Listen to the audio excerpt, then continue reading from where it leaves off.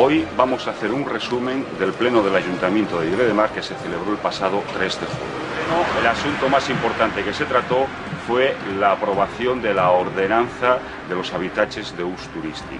Una ordenanza que no aporta absolutamente nada nuevo, ya que es un cortapego del decreto de la Generalitat referente a este tema.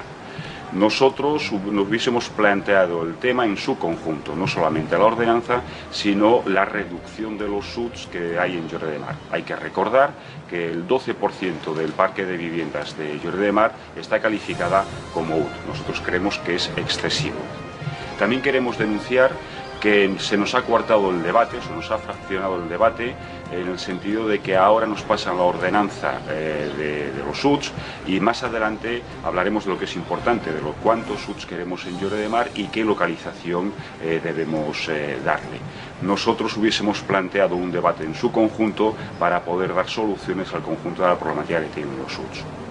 Lo que planteamos en el Pleno fue que con un excesivo número de UTs será la muerte de nuestra industria, de nuestras fábricas, de los hoteles. Si hay muchos UTs, habrá menos hoteles abiertos y por lo tanto habrá menos puestos de trabajo que se crearán. Por lo tanto, nuestra opción fue la abstención porque se nos coartó el debate, se fraccionó el debate, porque no se planteó en qué sitios de Lloret de Mar admitiremos el uso de UTs en las viviendas, porque no sabemos si se van a reducir o no se van a reducir los UTs y porque tampoco se nos ha planteado las medidas concretas para luchar contra los UTs ilegales. No tuvimos otra opción que abstenernos porque no va más allá de lo que hay bajo el sol en estos momentos.